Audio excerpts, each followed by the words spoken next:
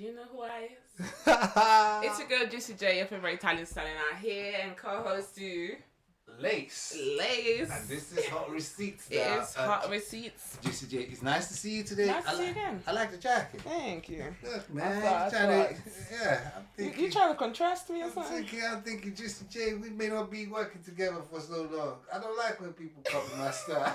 I mean, that's me. I'm extra. I'm extra. Or you basic. All right, look. Today, we're going to talk about a beautiful story. I call it a beautiful story. But before I go into it, I'm going to tell you some jokes. All you right. know, okay, let's see if you can make me laugh. I wish you laugh when I say you this one. You know, last year we were dealing with... Did you hear about the story of the Nigerian government official who said the snake swallowed 36,000 naira? Yes, I heard that one. You heard that story, Yeah. right? I thought they were joking. But last Did he week... actually sell it?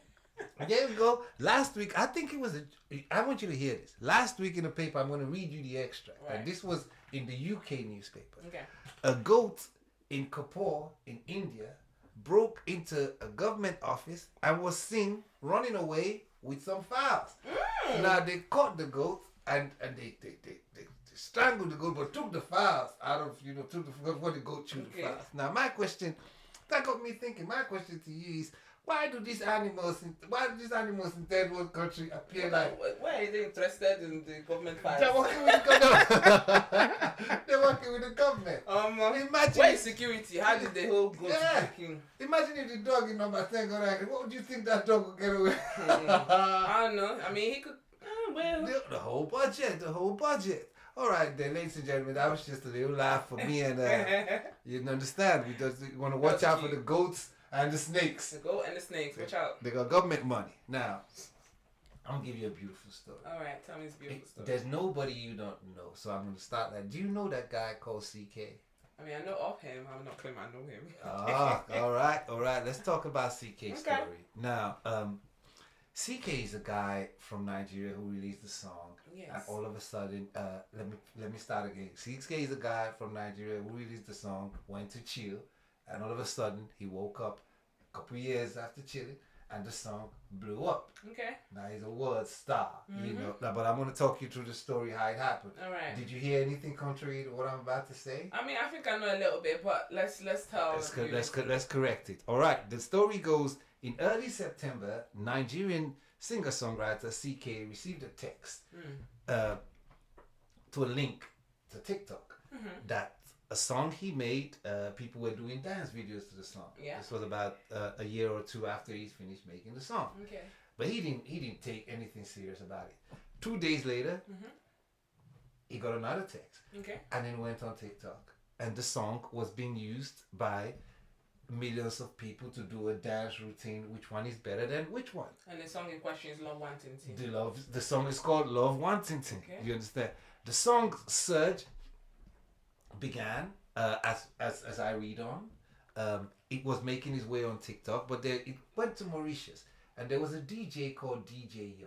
Okay. That DJ spent a long time of his personal time trying to get in touch with CKay. All right. But he couldn't find CKay, so he did a remix, stripped down remix to the song. Okay. And that stripped down remix found its way to Warner. And Warner wanted to know about CKay. You understand the original order of the song? Yeah, right. Cut the long story short, by mid-September, Love Nwatiti turned out to be the first song from the entire continent to top YouTube's list of most watched music video. That's impressive. CKay is also the first African artist on any of the top 25 list of Billboard Pop Star Power rankings. Shout out to CKay. Shout out. Now, by mid-September, it was one of the most used songs and videos in TikTok and Instagram. Social media were making more than 10 million videos a week. That's using the song. Warner bought the song, and you know the rest is history. You know, now, how beautiful is that song? As beautiful is that story? It's cute. Cute, right? Yeah. Great. It's nice. You sound like you love the guy. All right, cool. Now, CKay has... I like his potential. He has tried to ride on the wave of his success. Yes. And part of his journey has brought him to London. You've been to see him, Juicy? Yeah, I saw him. I went to his show in the XOYO in London. Yeah. And it was actually a cute show. Outside, he had a nice G-Wagon, all in purple, with red roses over it. If I have pictures, I'll send you that picture. That's his album cover. Pardon? Was that his album cover? They did that in real life. In real life, there was actually a G-Wagon, a purple G-Wagon parked outside the venue with a lot of roses on, and it was really nice because they got people coming in that want to take pictures and stuff like that, both inside, outside. Like that was really nice. Very. Walked in, the venue was not too big but relatively full. Yeah. But I was a bit underwhelmed because for such big numbers and for such big like impacts that he's had with this song, I expected a bit more. This performance was it in the midst of the pandemic or just everything was okay? Do you think there was any restrictions to?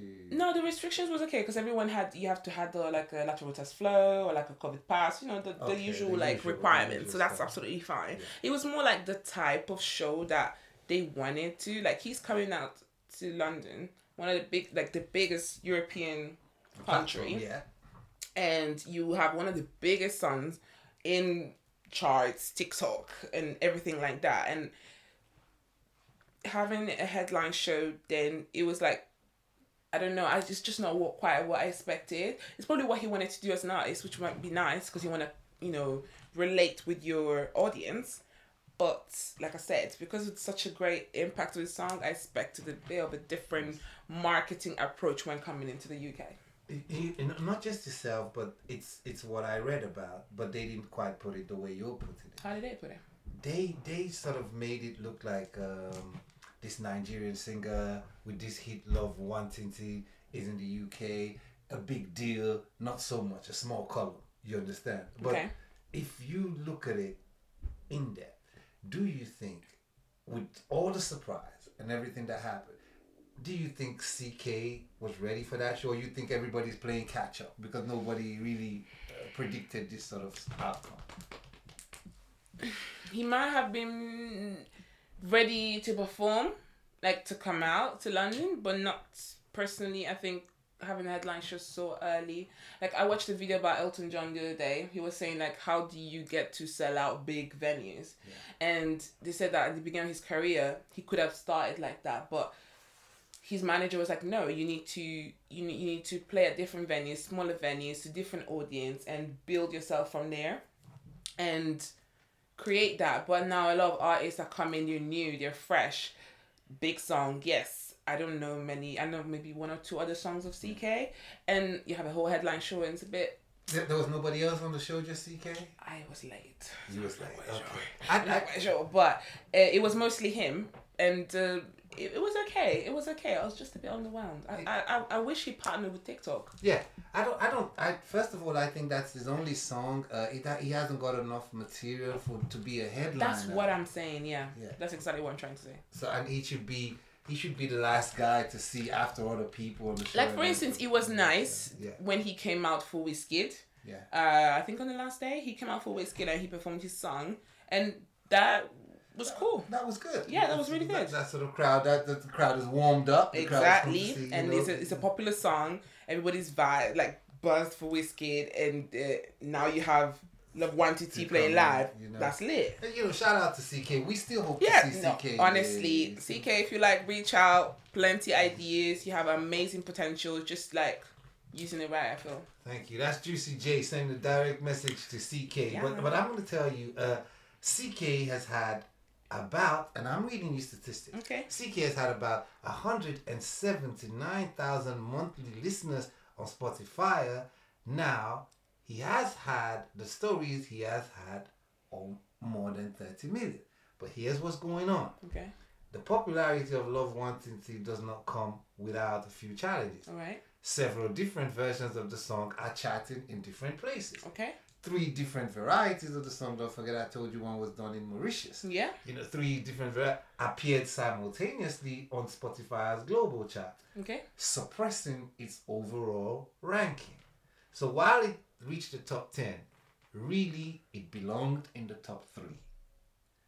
Okay. So the complication of CKay not believing in the song not like everybody playing catch up has enabled like there's no structure to this one. I don't know. Do you know see similarities with another artist though? With another song? That they not. I know of One Hit Wonder. Alright. But I think let me see if we're thinking the same thing. No, not this one. One Hit Wonders where you know you're working with a one hit wonder. Yeah. You're more prepared. I'm not talking about one hit wonder. I'm talking about the song having the same kind of like. I'm talking about Joanna by Afro B. Joanna by Afro B is a song that when I say we, been vibes to for a long time. Yeah. And Americans caught up later. Latin Americans caught up later. Yeah. And then he then did remixes because of course the market is clearly demanding it. Yeah. He now did, I think, was it a remix with Cardi B or something? Or Cardi B was singing it a lot, I don't know. But he now used the opportunity to do different remixes. And that's okay because that means that you're trying to break through different sounds and different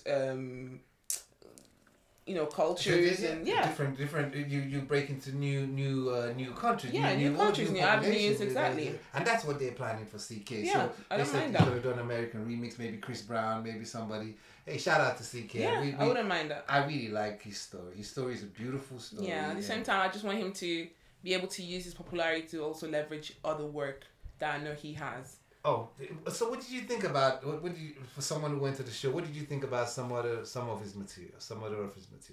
He's nice. He's good, but I think that's what I'm saying. That I think he's a more artist. He's a more like he likes the guitar. Oh. He likes to sing a cappella and stuff. Yeah. So he likes that intimate relationship. But then this blowing up, this TikTok sensation removes that.